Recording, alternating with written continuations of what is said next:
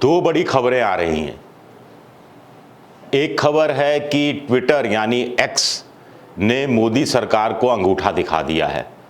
X का कहना है कि उन पर दबाव डाला जा रहा था कि जो किसान आंदोलन से संबंधित खबरें फॉरवर्ड कर रहे हैं, शेयर कर रहे हैं, उनके अकाउंट्स को रोक दिया जाए, उस पर कोई व्यवधान पैदा किया जाए। हम जवाबदेही में, ट्रांसपेरेंसी में, पारदर्शिता में यकीन करते हैं, ऐसा एक्स की तरफ से कहा गया है। तो क्या मोदी सरकार बिल्कुल गला घोंट देना चाहती है, विरोध के लिए कोई मौका नहीं देना चाहती? जो राइट टू प्रोटेस्ट है वो बिल्कुल कूड़े में फेंक दिया गया है।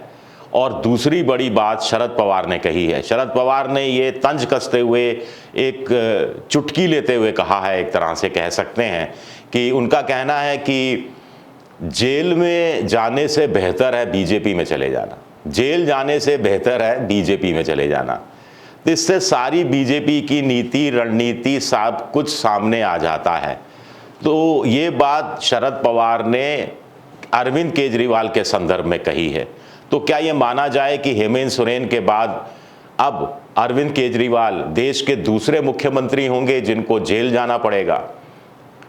हेमंत सोरेन को इस्तीफा देना पड़ा, तो क्या यही काम अरविंद केजरीवाल करेंगे या जेल से सरकार चलाएंगे? ये भी अपने आप में एक बड़ा सवाल उठता है। ये इसलिए उठाया जा रहा है क्योंकि आप क्रोनोलॉजी देखिए। अमित शाह जी बार बार क्रोनोलॉजी की बात करते हैं, तो क्रोनोलॉजी देखिए।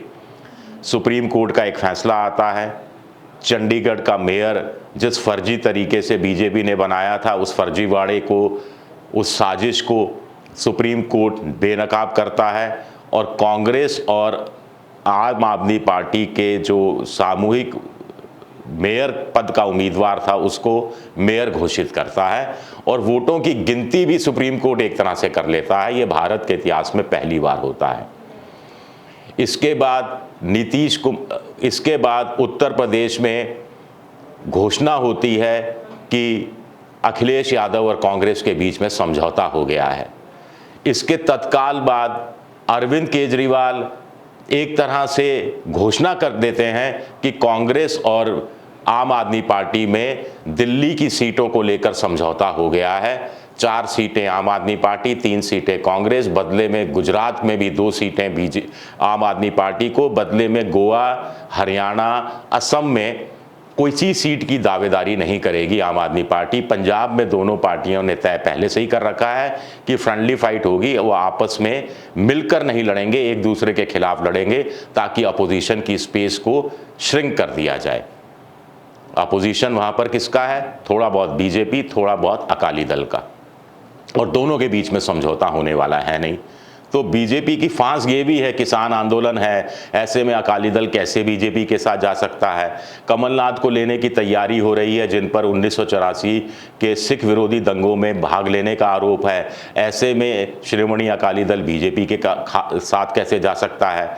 फिर पश्चिम बंगाल में एक सिख आईपीएस अधिकारी को खालिस्तानी कह दिया बीजेपी के लोगों ने। ऐसे में अकाली दल कैसे जा सकता है बीजेपी के साथ? तो बीजेपी के समझ में नहीं आ रहा। जब चीज़ें समझ में नहीं आए तो ईडी को सामने कर दो। ईडी ने एक और सम्मन, पता नहीं अब तो गिनती भी लोग भूल गए हैं, 7वां है या 8वां है, 9वां है, सम्मन जारी कर दिया अरविंद केजरीवाल को।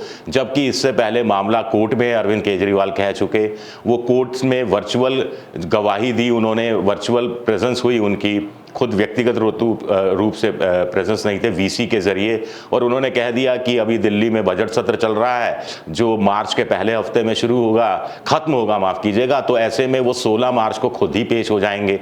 तो इतना सब्र क्यों नहीं है ईडी को? या सिर्फ ये तंग करने की चाल है?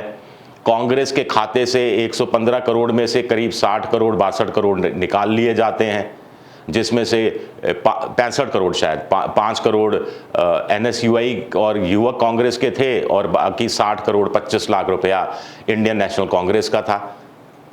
उससे पहले चुनावी बॉन्ड की योजना को सुप्रीम कोर्ट रद्द कर देता है और सीधा सीधा एक तरह से इशारा करता है कि इससे काले धन को सफ़ेद किया जा रहा था, इसमें क्विड प्रो था, यानी जो इसमें पैसा दे रहा था चंदे के माध्यम से, उसको बदले में कुछ ना कुछ हासिल हो रहा था। इस संभावना से सुप्रीम कोर्ट इनकार नहीं करता है।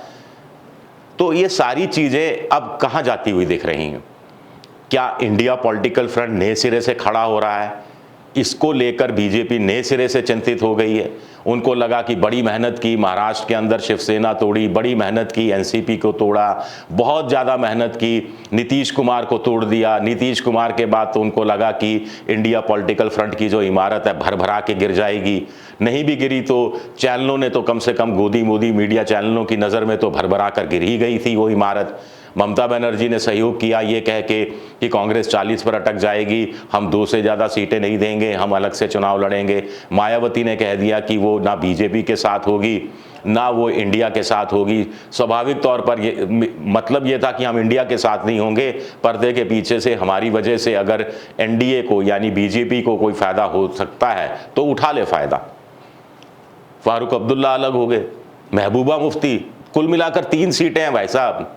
कश्मीर घाटी में 3 सीटें हैं, एक कश्मीर है, एक अनंतनाग है और एक और बड़गाम है या कुछ और है।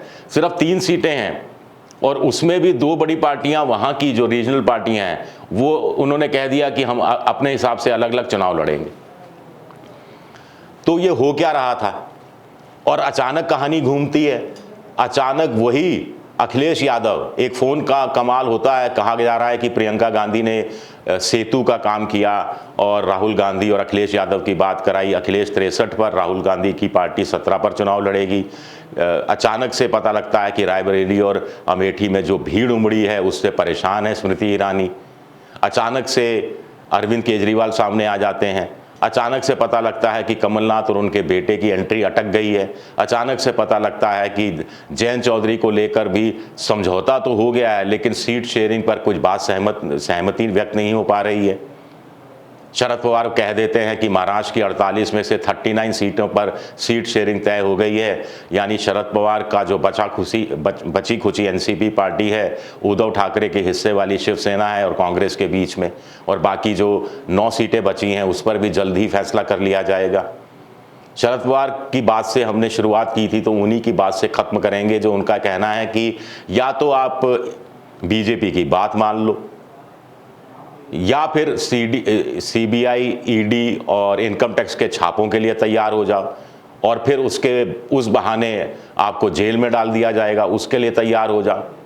आखिर उनके भतीजे भी तो गए ईडी के डर से, उनकी पार्टी के दूसरे नेता भी तो बीजेपी में चले गए। एकनाथ शिंदे के लिए भी यही कहा जाता है। तो शरद पवार ने ये जो बड़ी बात कही है, ये आज की राजनीति का एक बहुत बड़ा सच कह दिया है उन्होंने कि जेल जाने से बेहतर है बीजेपी में चले जाना। हालांकि अमित शाह कह रहे हैं कि ये आप कार्यकर्ताओं को संबोधित करते हुए अभी राजस्थान में कहा कि आप लोग सोच रहे हैं हर कोई बीजेपी में आ रहा है, लेकिन जो बीजेपी की रीति नीति के अनुसार चलेगा वही टिकेगा, बाकी कोई टिकेगा नहीं। और आप लोग जो मेरे सामने बैठे हैं कार्यकर्ता, 25-25 साल से हमारे साथ हैं, आपको कुछ नहीं मिला तो नए आने वाले लोगों को क्या मिल जाएगा? लेकिन शरण तो मिल ही जाएगी। और उनको कुछ नहीं मिला, नेल जो पार्टी में आए, लेकिन जिस पार्टी से आए उसका तो नुकसान करके जाएंगे, तो उसका भी तो फायदा बीजेपी को परोक्ष रूप से मिल ही रहा है या मिल ही जाएगा। ये भी कुछ बड़े सवाल अपने आप में उठते हैं। शुक्रिया मेरा ये वीडियो देखने के लिए, बहुत बहुत शुक्रिया। अगर पसंद आए तो लाइक कीजिए, सब्सक्राइब कीजिए और शेयर ज़रूर कीजिए। शुक्रिया।